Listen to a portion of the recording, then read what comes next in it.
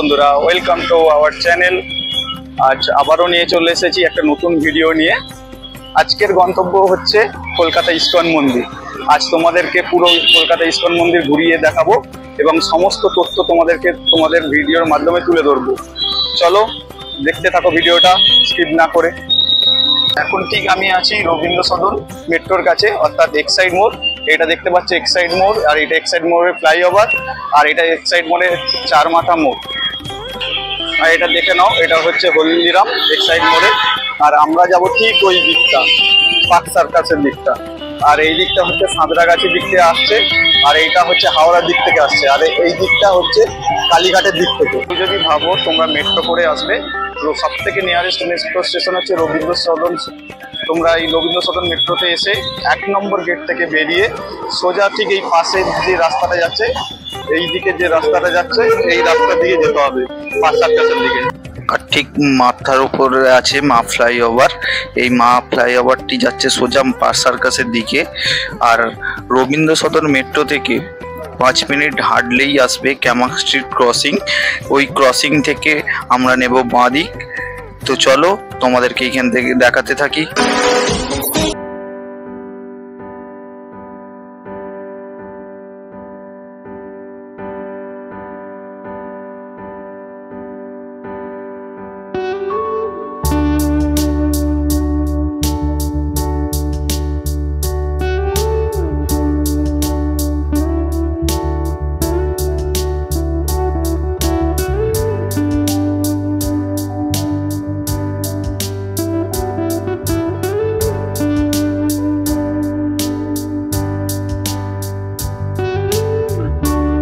আমরা ঠিক যাবো ওপারে গিয়ে সোজা কিছুটা গেলেই ডান দিকে গেলেই পড়বে আমাদের কলকাতা ইস্কন মন্দির। চলো তোমাদেরকে দেখাতে থাকি। এইটা হচ্ছে ল্যান্ডমার্ক। তোমরা ঠিক এইটা দেখে মা দিক নিলেই তোমরা এই কলকাতা ইস্কন মন্দিরের দিকে চলে যেতে পারবে। আর ঠিক সামনে লেখাই আছে যে ইস্কন মন্দির বলে।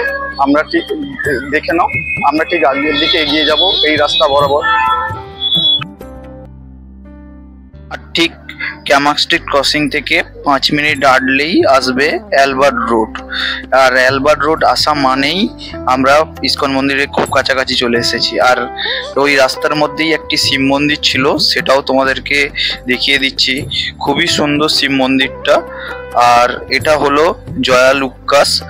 ঠিক অ্যালবার্ট রোডের অপোজিট সাইডেই আছে জয়া লুক্কাস। আর এটা হলো অন্যতম ল্যান্ডমার্ক। আর এটা হলো অ্যালবার্ট রোড। এই যে ডান দিকে যেটি দেখা যাচ্ছে, এই অ্যালবার্ট রোডের মুখ থেকে হাঁটা পথে 200 মিটার গেলেই চলে আসবে আমাদের ইস্কন মন্দির। রবীন্দ্র সদন মেট্রো থেকে 10 থেকে 15 মিনিট হাঁটলেই আমাদের ইস্কন মন্দির চলে আসবে। আর যারা 4 চাকা বা বাইক নিয়ে আসবে তাদের জন্য ঠিক মন্দিরের অপোজিট সাইডেই রয়েছে পার্কিং এর ব্যবস্থা। তবে এটা কোনো মন্দিরের নিজস্ব পার্কিং। বন্ধুরা, আমরা পৌঁছে গেছি কলকাতা ইস্কন মন্দিরে। আর আমার ঠিক সামনেই রয়েছে ইস্কন মন্দির। তো দেখতেই পাচ্ছ কত সুন্দর একটা মন্দির কলকাতার বুকে। তো তোমরা চাইলে এখানে আসতেই পারো। যারা ভাবছো মায়াপুর ইস্কন মন্দির যারা দর্শন করবে ভাবছো, অথচ নানা কারণে তোমরা মায়াপুর যেতে পারছো না, তারা কিন্তু এই কলকাতার ইস্কন মন্দির দর্শন করতেই পারো। কারণ মায়াপুর ইস্কন মন্দিরেরই শাখা হলো এই কলকাতা ইস্কন মন্দির। চলো বন্ধুরা, এবার তোমাদেরকে মন্দিরের ভেতর নিয়ে যাই। কিন্তু মন্দিরে ঢোকার আগে ঠিক বাঁদিকে আছে জুতো রাখার জায়গা। তোমরা এখানে ফ্রিতে জুতো রাখতে পারবে, এর জন্য তোমাদেরকে কোনো পয়সা লাগবে না। কিন্তু যে টোকেনটা দিবে সেটা তোমাদের কাছে রাখতে হবে। আর মেন মন্দির হলো দোতলাতে, আর নিচেতে আছে একটা আউটলেট আর একটা হচ্ছে রেস্টুরেন্ট।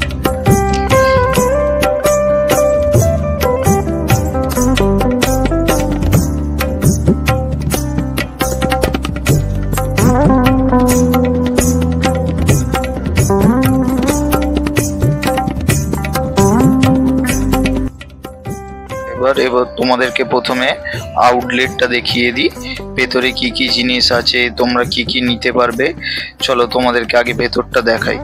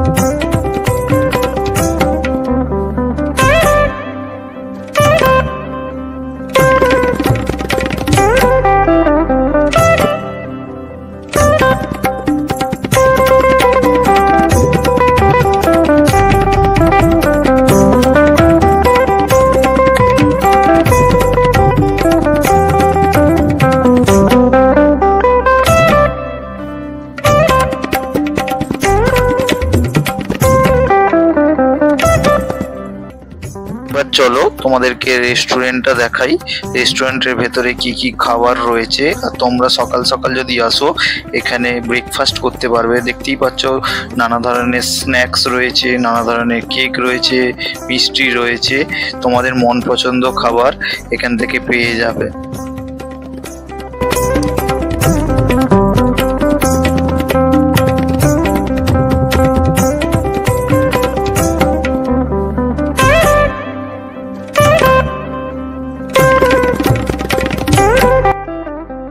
রেস্টুরেন্ট থেকে ঠিক বেরিয়েই বাঁদিকে পড়বে প্রভুপদের এই মূর্তিটি। আর মূর্তির নিচেতে প্রভুপদ সম্পর্কে অনেক কিছু লেখা রয়েছে, তোমরা চাইলে পোস্ট করে পড়তে পারো। আমি তোমাদেরকে ভালো করে দেখিয়ে দিচ্ছি কি লেখা রয়েছে। চলো এবার এখান থেকে আমরা যাই মন্দিরের ভেতরে। আর মন্দিরটা হচ্ছে দোতলাতে, তাই এখান থেকে সিঁড়ি দিয়ে আমাদের দোতলাতে উঠতে হবে। আর এইখানে লেখাই আছে টেম্পল বলে অ্যারো দিয়ে। তো চলো এখান থেকে সিঁড়ি দিয়ে উঠে আমরা দোতলাতে মেন মন্দিরের দিকে যাই। আর মন্দিরটা তোমরা দেখতেই পাচ্ছ খুবই সুন্দর আর খুবই পরিষ্কার পরিচ্ছন্নর মধ্যে।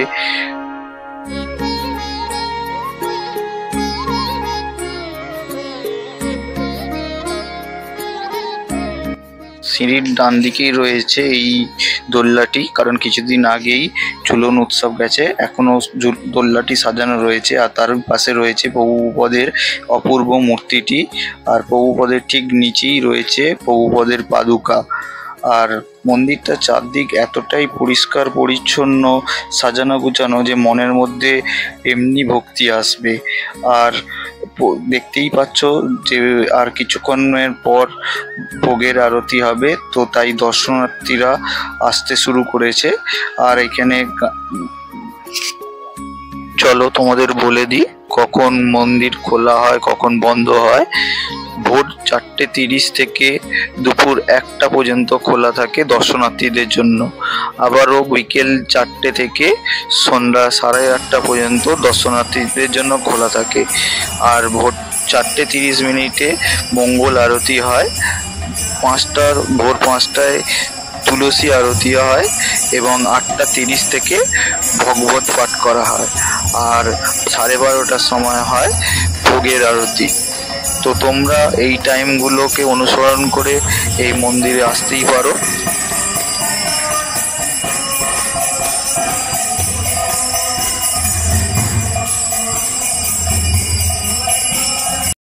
এবার চলো মন্দিরের বিগ্রহগুলো তোমাদেরকে দেখাই। মন্দিরের ঠিক বাঁ দিকেই রয়েছে ভগবান রাধাকৃষ্ণের মূর্তি, আর ডান দিকে রয়েছে ভগবান জগন্নাথ দেব, বলরাম আর সুভদ্রা মায়ের মূর্তি। আর এদের ঠিক মধ্যিখানে রয়েছে প্রভুপদের মূর্তি। এছাড়াও অনেক প্রভুদের মূর্তি রয়েছে। আর মন্দিরটা যতটাই সুন্দর তার থেকেও বেশি সুন্দর এই ঠাকুরের বিগ্রহগুলি। তাই তোমরা অবশ্যই একবার হলেও এই মন্দিরটি দর্শন করে যেও, মনে একটা অন্যরকম ফিলিংস আসবে ঢোকা মাত্রই। ঘড়ির কাঁটা ঠিক 12টা বাজা মাত্রই মন্দির বন্ধ করে দেওয়া হয়, কারণ ভগবানকে এখন ভোগ দেওয়া হবে। তো সেই জন্য সাধারণ দর্শনার্থীদের জন্য মন্দির বন্ধ করে দেওয়া হয়। ঠিক মন্দির খোলা হবে 12:30টায়। তো এখন ভগবানকে ভোগ দেওয়া হয়েছে। আর তোমরা চাইলে এখান থেকে ডালা কিনে পুজো দিতে পারো, বিভিন্ন দামের বিভিন্ন ডালা সাজানো রয়েছে। আর ঠিক 12টার সময় শুরু হয় ভোগের গান। আর তোমরা দেখতেই পাচ্ছ এখানে ভোগের গান শুরু হয়ে গেছে।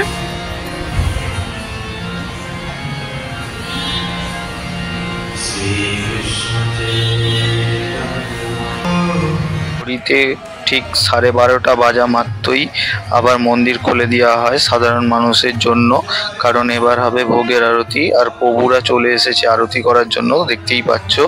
সাধারণ মানুষ এবার ভগবানকে আবারও দর্শন করতে পারবে আর ভোগের আরতির আনন্দ উপভোগ করতে পারবে। তাই তোমরা ভিডিওটা দেখতে থাকো স্কিপ না করে।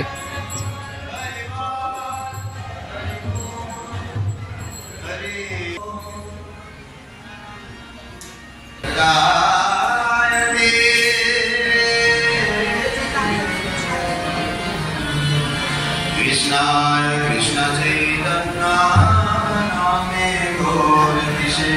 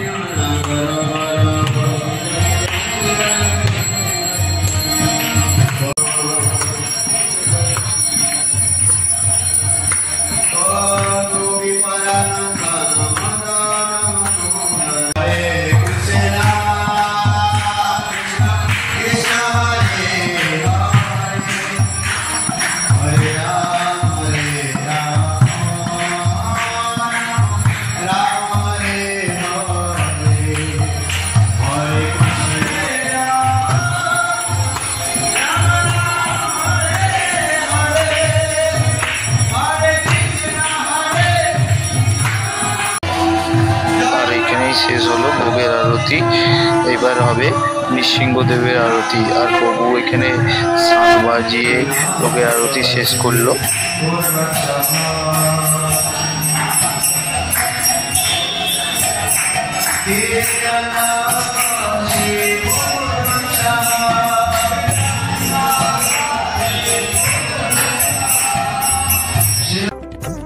এবার চলো তোমাদেরকে দেখাই কোথায় প্রসাদ খাওয়ানো হয়।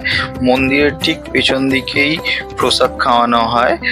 আর তোমরা এই যে কলটা দেখতে পাচ্ছ, এখানে তোমরা হাত মুখ ধুয়ে নেবে। আর এই কলের পাশেই রাখা আছে থালার রাখা স্ট্যান্ড। তোমরা এখান থেকে যে যার মতন থালা নিয়ে সেই থালার ধুয়ে তোমরা এবার যেখানে প্রসাদ খাওয়ানো হয় সেই দিকে চলে যাবে। এই যে সিঁড়িটা যে আছে, এই সিঁড়ি দিয়ে উপরে উঠতে হবে। উঠেই বাঁ দিকে পড়বে প্রসাদ খাওয়ানোর জায়গা। কিন্তু প্রসাদ খাওয়ানোর আগে তোমাদেরকে কুপন নিতে হবে, প্রতিজন পিছু 100 টাকা করে।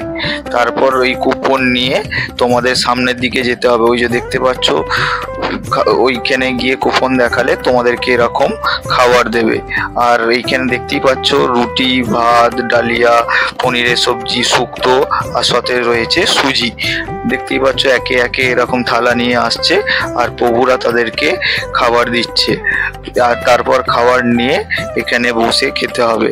আর তোমরা চাইলে যদি কেউ নিচে বসে না খেতে পারো, তাহলে পাশে চেয়ার টেবিলেরও ব্যবস্থা রয়েছে। খাওয়া হয়ে গেলে সেই থালাটা নিয়ে তোমাদেরকে আবারও চলে যেতে হবে, ওই কলের কাছে ধুয়ে রেখে দিতে হবে। আর তোমাদের যদি এই ভিডিওটা ভালো লেগে থাকে, অতি অবশ্যই লাইক, শেয়ার অ্যান্ড সাবস্ক্রাইব করে দিও আর আমাদের সাথে থেকো। আবারও দেখা হবে একটা নতুন ভিডিও নিয়ে। ততক্ষণের জন্য টাটা।